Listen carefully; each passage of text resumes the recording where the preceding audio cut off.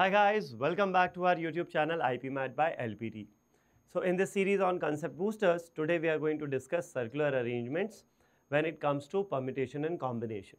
So we'll be discussing questions related to how many ways are there to arrange certain number of people in a circle. ठीक है, चलो तो हमें ये पता है if let's say there are 5 people and they have to be seated in a straight line, the number of ways कितने होते हैं? 5 फैक्टोरियल होते हैं. नंबर ऑफ वेज होते हैं 5 फैक्टोरियल. कैसे आता है वो? सर फर्स्ट पोजीशन पे any of the 5 people can sit, so there are 5 ways. Similarly यहाँ 4 ways, 3 ways, 2 ways and 1 way. तो आंसर क्या हो जाता है? 5 into 4 into 3 into 2 into 1 which comes out to be 5 factorial. ठीक है, ये था लीनियर अरेंजमेंट का केस. अगर इन्हीं 5 लोगों को एक सर्कल में बिठाना है, तो सर्कल में अगर 5 लोगों को बिठाना है तो कितने तरीके होंगे? How many ways will be there? चलो let's get started. Now for the first person 5 लोग हैं ना, let's say P1, P2, P3, P4, P5. Think about it. जैसे अगर लीनियर केस की बात करें अगर, तो फर्स्ट बंदे के पास 5 तरीके थे बैठने के. The first person can sit either at this position और दिस और दिस और दिस और दिस. ये पांचों पोजीशंस अलग हैं. ये पांचों पोजीशंस अलग हैं. ये लेफ्ट मोस्ट है, ये लेफ्ट से सेकंड है, ये लेफ्ट से थर्ड है, ये राइट से सेकंड है और ये राइट मोस्ट प्लेस है. लेकिन अगर आप सर्कुलर अरेंजमेंट की बात करो तो जब इनिशियली हम देख रहे हैं तो ये जो 5 पोजीशंस हैं, क्या ये पांचों पोजीशंस अलग हैं? नहीं, ये पांचों पोजीशंस इफेक्टिवली सेम हैं. Initially all these 5 positions are effectively same ही है. समझो यहाँ पर अब किसी को मैं यहाँ बिठाऊं, मान लो P1 को, P1 से शुरू करें, P1 को मैं यहाँ बिठाऊं या फिर मैं P1 को यहाँ बिठाऊं. एक काम करो, इसी केस को अपन करते हैं डुप्लीकेट और अब इसको कर देते हैं थोड़ा सा, ओहो वेट just a second.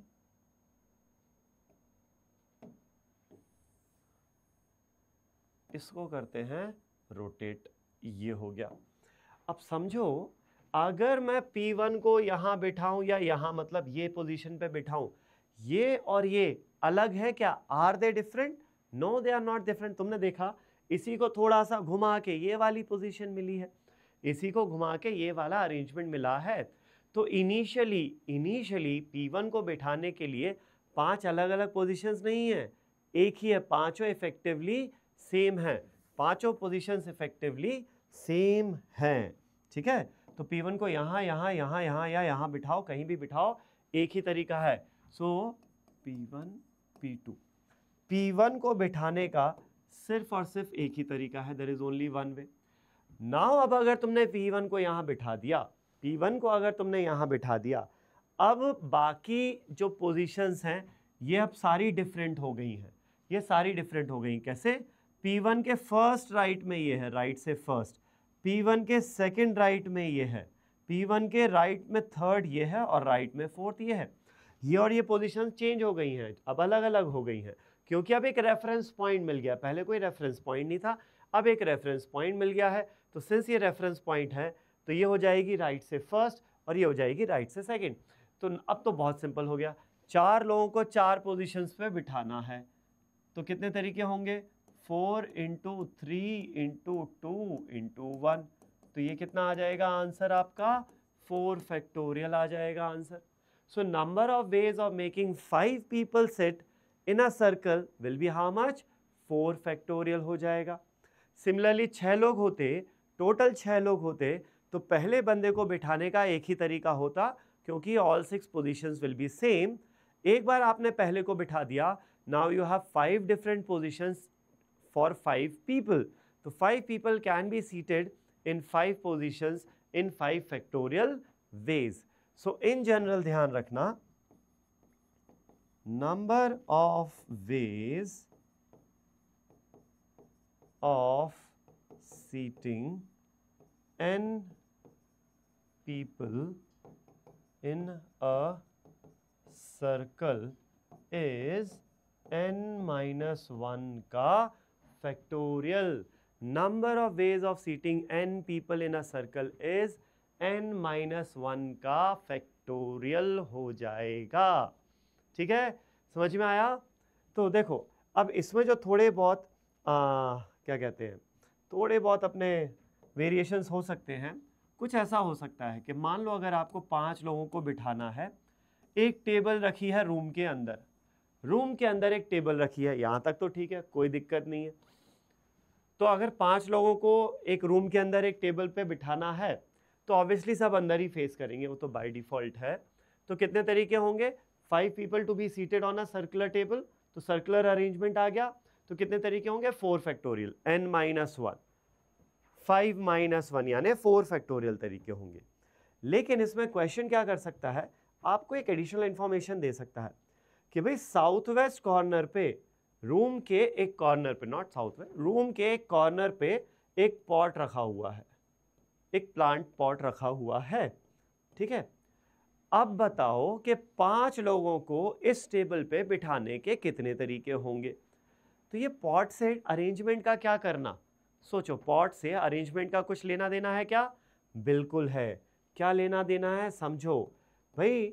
अगर 5 लोग हैं, P1, P2, P3, P4, P5, अब उसने ये पॉट देके क्या कर दिया, शुरू में ये 5 पोजीशंस को डिफरेंशिएट कर दिया है, पांचों पोजीशंस को डिफरेंशिएट कर दिया है कि भाई ये वाली position is the nearest to pot.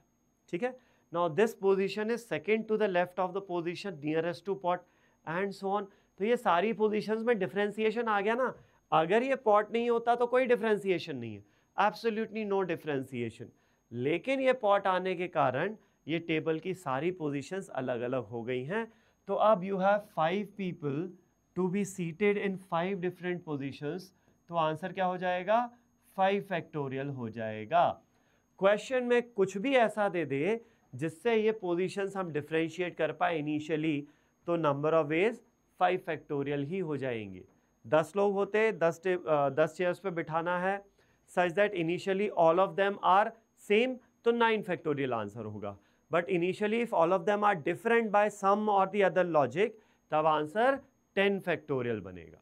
ठीक है ना, देख लो, इसको समझ लो, फिर आगे बढ़ते हैं। नाउ मूविंग ऑन, तो यहाँ पर एक वेरिएशन इसमें और आता है।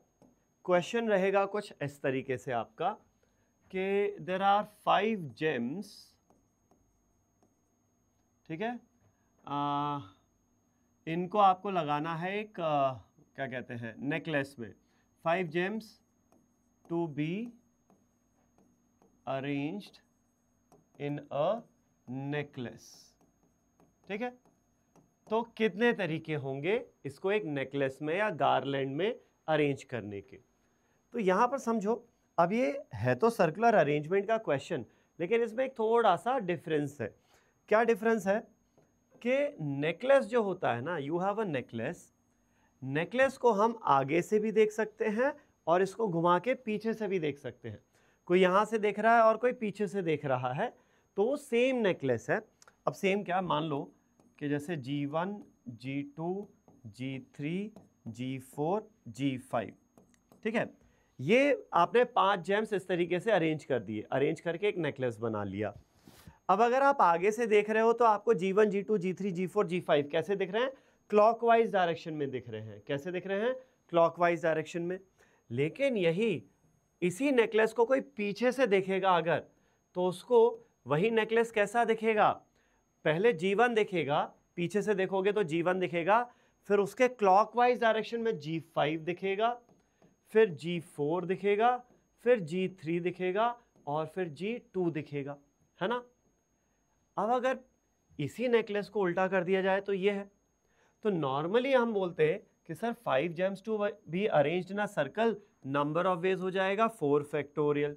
ठीक है, लेकिन इस 4 फैक्टोरियल में दिक्कत है। क्या दिक्कत है? कि ये वाला अरेंजमेंट और ये वाला अरेंजमेंट तो एक ही चीज़ हो गई, क्योंकि हम गारलैंड को क्लॉकवाइज और एंटी क्लॉकवाइज दोनों तरीके से देख सकते हैं। टेबल को उठा के घुमा नहीं सकते आप, लेकिन नेकलेस को तो उठा के घुमा सकते हो। तो एंटी क्लॉकवाइज और क्लॉकवाइज दोनों सेम होते हैं। तो क्लॉकवाइज एंटी क्लॉकवाइज ये दो अरेंजमेंट अलग अलग ना हो के ये इफेक्टिवली एक है, तो इफेक्टिवली नंबर ऑफ अरेंजमेंट कैसे आएंगे, टोटल जो अरेंजमेंट्स मिल रहे हैं उसको आप 2 से डिवाइड कर दो. For clockwise and anticlockwise, for 2 of these arrangements we get only 1, तो टोटल अरेंजमेंट्स आधे हो जाएंगे, 4 फैक्टोरियल बाय 2 हो जाएगा. तो इसी तरीके से in general if n gems और flowers, ठीक है, are to be arranged in a necklace, या फिर गार्लैंड भी बोल सकता है, गार्लैंड मतलब माला. नंबर ऑफ वेज कितने हो जाएंगे, n-1 फैक्टोरियल, तो वो सर्कल वाले अरेंजमेंट से आया, बाय 2 करना पड़ेगा because of what, because of clockwise and anti clockwise arrangement. ठीक है, इस चीज का ध्यान रखेंगे आप इसे. तो ये अपना the very basic concept of circular arrangement. आपको दो चीज़ें ध्यान रखनी है, इनिशियली सारी पोजीशन सेम है या डिफरेंट है, उसके हिसाब से the number of ways of arranging या तो n फैक्टोरियल होगा जब सब अलग अलग है इनिशियली, और अगर सब इनिशियली सेम है तो होगा n-1 का फैक्टोरियल.